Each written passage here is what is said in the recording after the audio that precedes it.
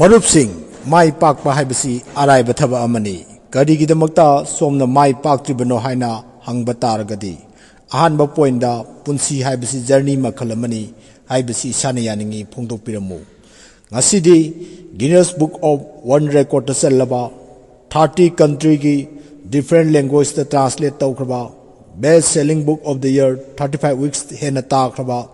Film oina su comic oina su puthokraba. Sahi tarik kitang ngairiba angang na phobok nainaba yaraba mai pakpagi laiwa yawa larik ama miyam gidamukta puduna lakchari. Larik asigi mamingdi The Alchemist aibana Paulo Coelho Brazilian mazani ahan balarik asi phongma matamda tha tarukta kopi ani kitang yoli sahi amada kopi amatang yonba dukan su yorami ma larik asibu yonbiriba dukan singna sumna haraki Nahaki larigasi yon mangam laroi hana haraki aibina suna kongki no madugi lariga dudi miyoi ba magi punsi se mangamba laiwa yaoba larik amani haibaga tawbaga ngasidi malimgi khwaidigi pamnaraba larik ama haibado oirakli phare mayam larik asida kari laiwa yauri yengminarasi larik asi dang launa hangdokpa matamda numit yekpa maithong amaga Tha yekpa maithong amaga uba phangi numitta paliba mamit adudi tummaga lei toiba masung tha da paliba maithong aduna panglaga lei masini aibana larik asibu apaba singda hangliba ahanba wahang phare mayam larik asida kari laiwa yauri yengminarasi larik asi dang launa hangdokpa matamda numit yekpa maithong amaga Tha yekpa maithong amaga uba phangi Numitta paliba mamit adudi tummaga lei toiba masung tha da paliba maithong aduna panglaga lei masini aibana larik asibu apaba singda hangliba ahanba wahang larik asi novel gi mong da ibani larik asida Santiago koba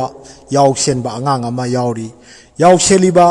nupa masa asi koina satli Magi yaw sing aduga wari sanay amadi leramba miyoy sing dusu wahang kya hangi amadi mana loksing kya loksali asumna mahangna sum yaw sen lak matamda church amagi floor amada tumami asumna tumlama matamda maki mangda asumna taklami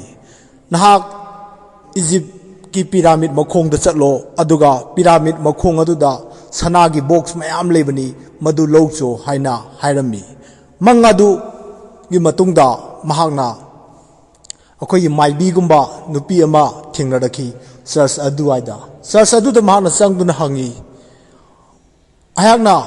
mangama sumaina Egyptana chatlu aduga adudagi sana lupa lowcho haina ayangonda he takpiri masibu kamdoboja no haina maibi adu hangami maibi aduna sumna hairaki miyoibagi mangtak haibase araiba khaladi aina laina hanmangami toiba musung nahaki mangadudi ishorna nahaki damakta nahaki manglalado mangphongnabo oirasanu nasana pakhum phangjabo oirasanu haina tharakpa manglalamani aduna ai madugi mangadudi ai athra hanmangamoi haina hairaki masidagi mahakna yawsing asi puduna mathang lam kya landuna maki yawsing asiga loinana lakhi Asumna mana mathang lakpadagi mahaki jawksing asi senjaw paiba nupa amada marchel amada yontholamlami hairiba paisa asi puduna mahana khun kaya lam kaya lalami masilanba matamda mongonda yamna chawba para kaya ama tamlami itha thajadana mong iman mandana hairiba yam chamjaraba khullamada thunglami adubu hairiba khulladugi mising asi asuki matik phai mabukchen asuki matik chawi masina kasu toroidra haina khanjarami adubu mana yawsing adudagi yoluriba paisa sing ado khun adudagi masak khangdaba huranba kharana huran biduna mahak asi journey asi sungchat chatpanga moroi haiba matagum punglep sira haina khalakhi masidagi yawsenba angang asina nongmagi sara amatabu phangadi yare khanduna ina kairak khunba dukan amada yawki dukan adudagi posei sing asi sengduna amadi tongan ba thabak kaya तौरबगी मतुंगदा दुकानदार असिना चानबिदुना महाकना पैसा क्या पिखलखी पैसा सिंग अजु फंगलब मतुंगदा महाकना असुमना खलखी अगी मांगख्रबा लंथुम सिंग असि अमुक लोइना हंजिलकले अदु ओइबा तारबदी अहक मखाताना लंबी असि चटलगद्रा हाइना खलखी तालक असिदा महाका नुक्सिजनबा नुक्सिजबी फतिमा कौबा नुपी अमसु थोलखी अदुबु महाना मसिगी मतांग असिदा वखन असि ओलसिरा हाइना खनखी अहकी असेंगबा लंथुम हाइबदो इना केरा खुलबा नुपी असिना ओइरबरा हाइना वारेप लौखी अदुबु महाना वारेप अदु कक्थतखी माकी थमोइना मुन्ना तारबगी तुंगदा नुंगसिबा हाइबसिदी कथोकपनी नुंगसिबा हाइबसिदी कथोकपा हैत्रगदी करमना आइगी पुंसिगी खोंगचत असि पनगनी हाइना माना नुपी असि काइनादुना मखाताना अमुक माकी खोंगचत असि चटपा होरखी मथंग मथंग अंगांग असिना मियोय क्यादगी परा क्या तमलबगी मतुंगदा लमजे मथंग मथंग लाकलकपा मतमदा महाना इथा थाजदना सही चनी सुरबा अहन्ने हाइबा नुपा अमा थेंगनखी हाइरिबा अहल असि येंगबदा इमोट मोली अहल असिना असुमने हारलेमी अहागनी सालिम हाइरिबा लम मदुगी निंगथौ अदुनी हाइने हारखी निंगथौ असिना अंगांग असिदा असुमना हारखी नहागना तसेंगना पामजरगदी नहागना सनागी इजिप्ताना पिरामिडताना चलगा सना अदु लौनिंग तादी नाकी थमोइना करी हाइरिगे हाइबदो चप चाना खंगब तमु अमदी ताब तमु मदुदा नहाकी दमक्ता मालेम असिदा लैरिबा लेंगलि पालिबा ख्वाइ खिबिना नहाकु मतेंग पांगबिगनी हाइना पुनिंग थगोटपिदुना ताकपिरेई मरक असिदा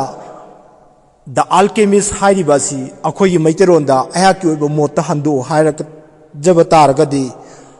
अहाक असि मिरेम अमो ओइबादो अहाक असि मी चंग थोकपा अमा ओइना ओंथोकपिबनी अदुगा लारिक असिगी मनुंगी ओइबा थीमददी अखोई मिसी हाइरिबा पोट असिबु सनादो ओंथोकपा ngamba मी अदु महाकनी हाइदुना महाकना हाइरखिरमी मसिदगी अंगांग असिना वाना डेजर्ट क्या लांदुना लम क्या लांदुना हाइरिबा इजिप्ट की पिरामिड मखोंग अदुदा यौरक्लमी मखोंग अदु यौरब मतुंगदा महाकना महाकि मंग अदुदा मंग फाउंडरगे हाइदुना महाकना सना असि थीरगे हाइदुना तौबो होरक्लमी असुमना तौरिङैसिदा कदोमदैनो खंगौदना ताकू मयाम हुरानबा मयाम लाक्तुना महाकु फुबिरमी अमदी महाकि ngसागी वाना तांजरकपा पैसा नुंसा मयामदो मुनबिरमी ताकूसिंग अदुना अंगांग अदुदा सुमना हंगअमी नहाना करिगिनो मफम असिदा लाक्लगा तौखाइदना खोखाइदना तौरिबसिदा अदुरा अंगांग अदुना यामना थमोइगी ओइना सुमना हंगी अहागना मतम लेबा खिबिकता मंग अमा मंगी हाइबा मंग असिदा मसिगी मखोंगदा तौखाइरगा अहाग असि सना फंगनी हाइदुना हाइरमी अदुबु माक सनादी फंगिदे हुरानबसिंग अदुगी मरक्तगी ताकूसिंग अदुदगी मरक्तगी ताकू अमना याम करेमदना हाइरमी हे अपंगबा आइसु अदुमाइना नंगी दुमाइना ममांगदा मंग क्या मंगख्रे आइगी मंगदुदि हाइबिगे ताजौ आइगी मंग अदुदा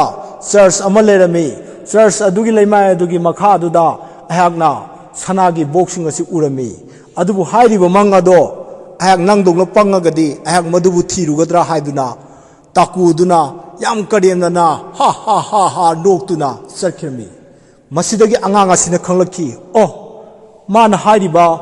सना उरमी हाइरिबा दुदी आइना अहानबा जर्नी सि हौद्रिङै ममांगदा तुमंबा चर्च अदुनी ना हाइ खंगलखी मसिदगी माना उचिना चिन देसा उपाय तौदना चर्च अदु ताना हलखी चर्च अदु हलकलबा मतुंगदा चर्च अदुगी लेमाइसिंग अदु तौदना